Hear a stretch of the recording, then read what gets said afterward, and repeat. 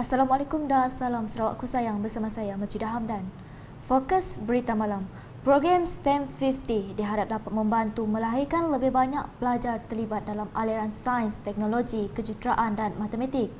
Timbalan Menteri Pendidikan, Inovasi dan Pembangunan Bakat Datuk Dr. Anwar Rapai berkata, sebagai permula, program perintis itu melibatkan seramai 150 pelajar terpilih dari Sekolah Menengah Kebangsaan SMK Agama, SMK Kampung Nangkak dan SMK Jalan Oya. Katanya program itu juga diharap dapat menarik minat lebih ramai pelajar memasuki aliran sains apabila melangkah ke tingkatan 4 nanti. I've mentioned just now, the top 10 or top 15 is not enough. 15. The top 15 students will get a laptop. There are 150 students cohort this time. So at the end of third year later on, I have 450 students. This will run every year, and I hope this initiative will improve the number of students intake in science stream. Yeah. Beliau berkata demikian ketika ditemui pada majlis pelancaran program STEM 50 di Universiti Teknologi Sarawak UTS pada Sabtu. Datuk Dr. Anwar yang juga ahli Dewan Undangan Negeri Adun Nangkak berkata STEM 50 dilaksanakan kerana statistik menunjukkan minat pelajar terhadap mata pelajaran sains, teknologi, kejuruteraan dan matematik STEM semakin menurun. Katanya perkara ini harus ditangani segera kerana Sarawak perlu melahirkan golongan profesional pada masa akan datang dan tidak bergantung kepada orang luar dalam meneruskan pembangunan di negeri ini. Mengulas lanjut, beliau berkata pada tahun hadapan seramai 150 pelajar tingkatan 1 akan turut dipilih menyertai program itu, diikuti 150 orang lagi pada tahun seterusnya. Ia menjadikan jumlah keseluruhan seramai 450 orang pelajar selepas 3 tahun pelaksanaan program tersebut. It's actually to increase the number of students who study science after Form 4. But I start with Form 1. So I involve 3 schools in my kawasan. And finally, I will have 450 students. And there are 4 components. One is a tuition on science and maths. Number 2 is activities run by the 3 partners, which is UTS, Digital Innovation Hub and Pustaka. Tambahnya, jika berjaya di Dun Nangkak, beliau akan mengemukakan cadangan ini kepada Kerajaan Sarawak untuk melaksanakannya di lebih 200 sekolah menengah di seluruh Sarawak.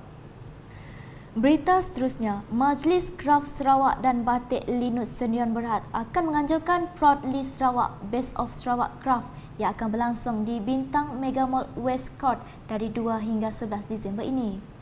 Timbalan Menteri Pelancongan Industri Kreatif dan Seni Persembahan 1 Datuk Sebastian Ting Chu Yu berkata, penganjuran program ini bertujuan untuk menarik vendor bukan sahaja dari Sarawak tetapi juga di rantau ini. Jelas beliau lagi, pada tahun ini sebanyak 20 vendor yang kebanyakannya dari utara Sarawak mengambil bahagian. For especially the northern region, there are about 20 vendors, participants in this event, and this will be the first, I say, to bring out the Sarawak Best Craft Hub for the northern region, from here till Lawas and we all know there are so many famous crafts like beads iron smithing for paran, orang ulu baskets, penan bags, and many more originated from the northern part of Sarawak. Bercakap dalam sidang media Best of Sarawak Craft di Hotel Merit di Miri pada Ahad, beliau menambah acara ini merupakan permulaan untuk menjadikan Bandar Miri sebagai hub untuk kraft Sarawak yang terbaik dan kemudiannya kraft kawasan pertumbuhan Asian Timur, Brunei Darussalam, Indonesia, Malaysia, Filipina atau BIM Piaga untuk Borneo. Jelas Datuk Sebastian lagi, bagi pengajuran yang sama pada tahun depan, Majlis Kraft Sarawak juga bercadang untuk menggandakan bilangan vendor untuk menyertainya kepada 45 vendor. Paparan berikutnya, Petronas Sarawak bersama Kerajaan Sarawak akan meneruskan usaha membantu gelandangan di Sibu demi kesejahteraan komuniti. Timbalan Menteri Kesejahteraan Komuniti Sarawak Merangkap Adun Saribas, Muhammad Razi Sitam berkata, Petronas merupakan rakan strategik yang paling aktif bersama dengan Kementerian Pembangunan Wanita, Kanak-kanak dan Kesejahteraan Komuniti dalam menjayakan pengoperasian tempat transit gelandangan TTG di Sibu. Ini merupakan usaha kerajaan Sarawak bagi mengatasi isu-isu yang berkaitan dengan homelessness. sebab kita tidak dapat elak masalah ini apabila berlakunya pembangunan yang pesat. Homelessness ni bukan saja masalah yang disebabkan faktor kemiskinan sebenarnya. Dia ada banyak lagi faktor lain yang menyumbang kepada gelandangan. Samanya mental, kehilangan pekerjaan, ada juga yang tersesat, merantau berhijrah, dia tersesat, dia putus pekerjaan. Jadi kita wujudkan TTG ini bagi membantu. Sebab itu dia dipanggil sebagai transit, dia boleh letak sementara ke sini, kita bantu dia sampai masanya dia boleh keluar kembali kepada keluarga, kembali dapatkan pekerjaan untuk meneruskan survival, kelangsungan hidup dia. Beliau berkata demikian ketika merasmikan majlis projek Another Chance for Homeless di Sibu pada Sabtu. Dalam pada itu, Ketua Jualan Wilayah Sarawak Petronas Dagangan Berhad AB Sukardi Muhammad dalam ucapannya berkata Petronas Sarawak bukan sahaja berhasrat mahu meningkatkan kesedaran orang ramai kepada komuniti gelandangan di bahagian Sibu, tetapi juga menerajui dan membantu TTG menjana pendapatan melalui kotak koleksi TTG dan penjualan tenunan tangan TTG buatan tangan gelandangan. Katanya terdapat 15 stesen di Sibu akan memperuntukkan kotak koleksi TTG di kaunter juruwang untuk orang ramai dan pelanggan menderma dana kepada TTG.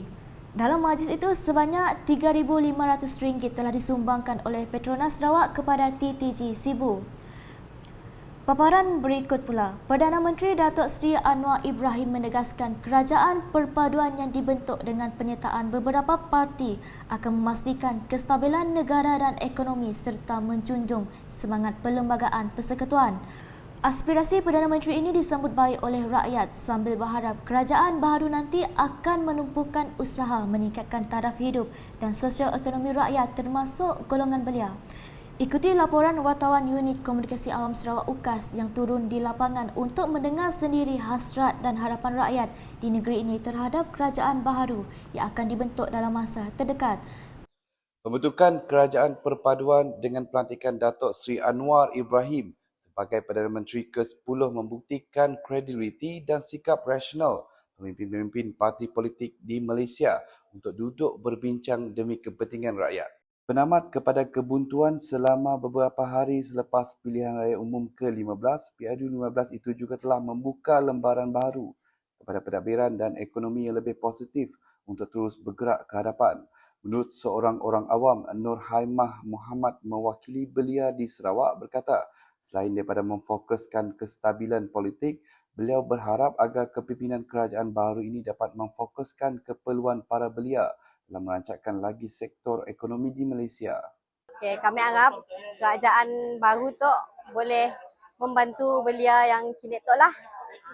Macam dari segi ekonomi, perpaduan, dan sedak macam social media semua lah. Macam dak jualan ke perniagaan, semua ya lah. Dalam pada itu, menurut penyelia jururawat kesihatan klinik ibu dan anak Juliana, turut berharap agar kerajaan yang baru memfokuskan keperluan bahan perubatan di bahagian pendalaman dalam memudahkan perkhidmatan mereka. Dengan adanya kerajaan baru ini, akan lebih baguslah, akan lebih memberi perhatian kepada bahagian kesihatan, lebih-lebih lagi kesihatan awam akan lebih banyak ditumpukan untuk membantu meningkatkan lagi kesihatan mereka lah, dan juga dari segi fasiliti-fasiliti yang lebih baik akan diberi supaya kami dapat memberi perkhidmatan yang lebih baik lagi kepada keluarga-keluarga yang memerlukan, memberi perkhidmatan kepada mana-mana keluarga, lebih-lebih lagi keluarga yang berada di pedalaman supaya mereka tidak tertinggal dan dapat mengikuti perkembangan dan apa-apa juga fasiliti ataupun kaedah baru dari segi kesihatan, mereka tidak ketinggalan dan tidak tercicir. Lebih-lebih lagi dari segi perkhidmatan kesihatan wanita, kanak-kanak dan termasuk juga warga emas dan mana-mana pihak yang amat memerlukanlah supaya kita semua menjadi warga negara Malaysia yang sihat. Sementara itu, Wan Wendy ketika ditemui berharap agar sektor pelancongan dan penerbangan di Sarawak ditingkatkan sekaligus merancangkan lagi sektor pelancongan dan ekonomi penduduk di Sarawak. So harapan kami kalau dalam bidang pelancongan tu harap kerajaan Malaysia lebih memfokuskan kepada negeri Sarawak untuk sektor pelancongan. Sebab di Sarawak ni banyak tempat-tempat menarik yang boleh disukai dan mungkin boleh mengadakan lebih banyak penerbangan terus ke Sarawak contohnya seperti yang berlaku di Sabah daripada negara luar direct boleh ke Sabah.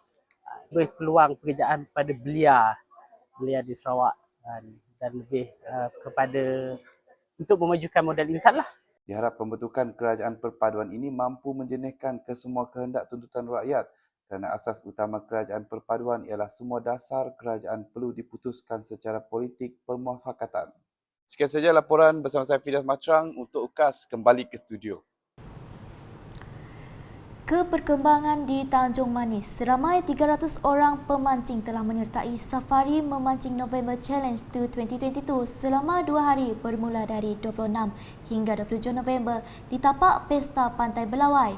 Cabaran itu merupakan anjuran bersama Ketua Masyarakat dan Ketua Kaum KMKK Daerah Tanjung Manis dan Kelab Rekreasi Penerangan Tanjung Manis dan telah menarik lebih 5,000 orang pengunjung tempatan dan luar ke Pantai Belawai. Johan membawa pulang wang tunai sebanyak RM11,111. Naib Johan pula membawa RM2,000 manakala tempat ketiga menerima RM1,000. Apa yang uniknya ialah semua hadiah wang tunai untuk Johan adalah dalam bentuk wang kertas RM1. Terdahulu pada Sabtu, pelbagai aktiviti diadakan seperti pertandingan karaoke, merwana kanak-kanak, pertandingan kemah tercantik dan gerai-gerai jualan produk tempatan yang dikelolakan bersama Kementerian Pelancongan Seni dan Budaya Malaysia MOTEK bersama pejabat daerah Tanjung Manis. Majlis perasmian program tersebut telah disempurnakan oleh Ahli Parlimen Tanjung Manis, Insinyur Yusof Abdul Wahab. Dalam ucapannya, beliau amat gembira dengan sambutan program yang diadakan 2 hari ini kerana ianya dapat membantu meningkatkan ekonomi dan memberi manfaat besar kepada penduduk di Belawai.